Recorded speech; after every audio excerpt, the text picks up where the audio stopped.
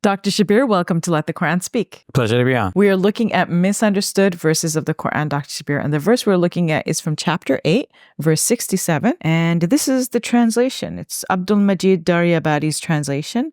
It goes like this: It behooveth not a prophet that he should have captives until he has greatly slaughtered in the land. Ye seek the gear of the world, while Allah seeks the hereafter, and Allah is mighty and wise. Yeah, it's an old translation, Yes. obviously. I mean, it's a fairly modern translation, but it's put in Old English. Old English. Yes. What this translation is saying, basically, is that, well, let me start with the Arabic. Let's do that, right?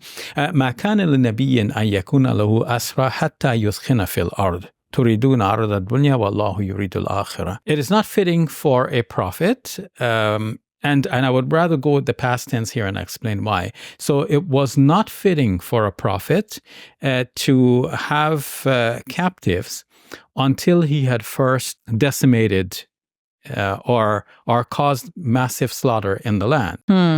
You wish to have the goods of this world, but God desires for you the life hereafter. And then the following verse, which was not quoted yet, says, okay, go ahead and enjoy what you have taken. Had it not been for a writ from God that already preceded, a great punishment would have afflicted you due to what you have taken. But go ahead and enjoy what you have taken as being halal and good for you. So at first glance, this doesn't sound like a very peaceful verse. No, it doesn't sound like that. The way it is, it has been understood, and even you can say at first impression. So the classical commentary on this generally says that the Prophet Muhammad, peace be upon him, at the end of the Battle of Badr, had to decide what to do with the prisoners that the Muslims had captured from the other side. So he asked his companions, what are we going to do with these prisoners? And because this was the first major battle, they had some skirmishes previously, but, this is a major battle, capture prisoners. What are we going to do with the prisoners now?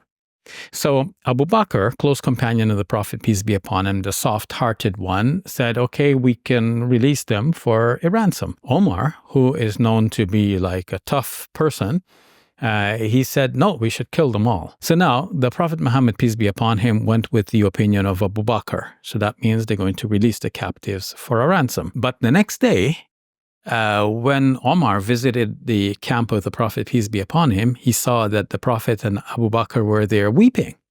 So he wants to know why. And the Prophet, peace be upon him, explained, because of their decision to release the captives, the punishment from God had actually been descending upon the Muslim community and came as close as the trees. But then God lifted that punishment, and God revealed these verses to the Prophet, peace be upon him, saying basically that it is not right for the Prophet to have taken the captives. He should have first committed mass slaughter in the land. There was a previous writ by which God prescribed that they will not be punished, and therefore God has lifted the punishment, and now he has made it permissible for them to go ahead and enjoy the ransom money that they have taken for releasing the captives. The whole story is convoluted because it seems more likely that the Prophet, peace be upon him, released the captives, and later on people are reflecting on what had happened, and they don't like that the Prophet, peace be upon him, released the captives, and they came up with this story to say that he should not have released the captives. So the story justifies itself. So, okay, so it's a fact known that he released the captives, but he shouldn't have. So where does the shouldn't have come in? Well, God would have punished them, but God didn't punish them. You see, so the story goes like this. But coming back to the verse now, you say at first glance, yeah, it sounds like this is very violent. verse. This is why I prefer the past tense translation as reflected by Lale Bakhtiar in her translation. It could grammatically work that way. Ma kana linabiyyin could be it is not right for a prophet. But kana is past tense grammatically. And it seems that it's the past tense that is meant here. It was not right for previous prophets. In fact, Muqatil bin Sulaiman, one of the earliest commentators on the Quran, whose commentary we have having come down to us to this day, was writing in the middle of the 2nd century of Islam. He died around the year 150. And he said that this verse was about previous prophets. It was not right for the previous prophets. They did not have this latitude to take prisoners. They had to decimate the land. Interestingly, about the same time, Ibn Ishaq was writing his seerah of the Prophet. He also died at around the year 150 of the Hijrah. And in his seerah, commenting on this verse, he also said this was about the previous prophets. Now, we know from the Bible, for example, in Joshua chapter 6, verse 18, that this is what they had to do. According to the Bible, they had to decimate the population. They could not take prisoners. And Joshua is warning the people, if you take anything from that which has been dedicated for God, this was their idea. By killing the prisoners, this is like a sacrifice to God. And nobody can take anything from this sacrificial offering to God. It's called a haram or kharam in the Hebrew. It seems that this is what is being warned about in the Quranic verses, that if you had not gotten this revelation from God, and we should add here Surah 47, verse number 4, which permits Muslims to take prisoners and release them, you don't have to kill them. But why would you kill them? The battle is ended. You release them. Had it not been for the fact that God revealed this message to this Prophet Muhammad, peace be upon him, especially Surah 47, verse number 4, this is what you would have ended up doing. You would have followed the previous prophets, especially since it is known that the Prophet Muhammad, peace be upon him, generally followed the Jews in particular, but what is known from the prophets in general, because he thought that obviously this is, the religious system, unless he got a revelation that specifically guides him in a new direction. So now the Quran is saying, look, you are being guided in a different direction. And had it not been for the fact that God is guiding the Prophet, peace be upon him, to release the prisoners, then you would not have been able to take any ransom. You would have had to kill the prisoners.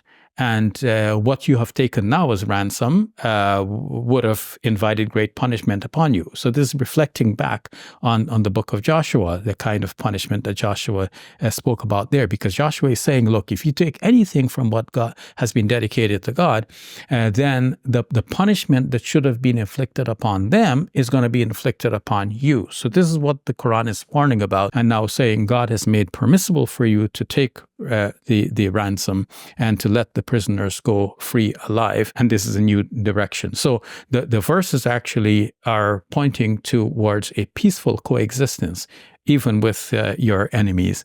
And it's not a violent verse as may first appear. So what the classical commentators are saying is the complete opposite, right? It's saying, exactly, Prophet Muhammad, this is a message for you. Yes. So they're saying that the Prophet Muhammad, peace be upon him, should have killed the prisoners, but he didn't.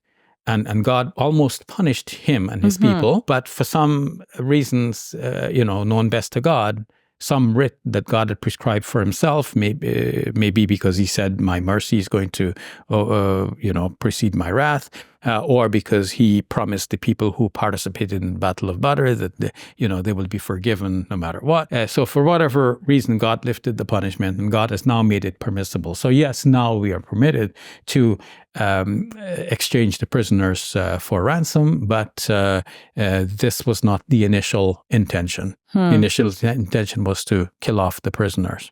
That's what they're saying, and obviously this is a misunderstanding. All right, thank you for that, Dr. You're welcome.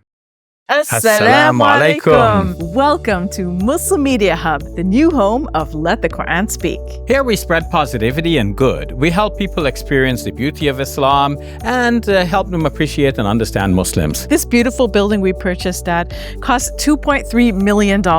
Yeah, we've already raised a third of that money, and with your help, inshallah, we can pay off the rest. So we're looking for people who can give $1,000 each. If you can be part of the select group, that's amazing. Otherwise, just please give whatever whatever you can. Every dollar counts. It's our collective responsibility to share the message of Islam with our fellow human beings. Please help us continue this good work. It's a sadaqah jariyah, something that will continue to be a benefit to the Muslim community long after Safiya and I are gone. Please support our work at muslimmediahub.com. Your support is zakat eligible and tax deductible. May Allah bless you and your loved ones today and always. Assalamu alaikum. Assalamu alaikum.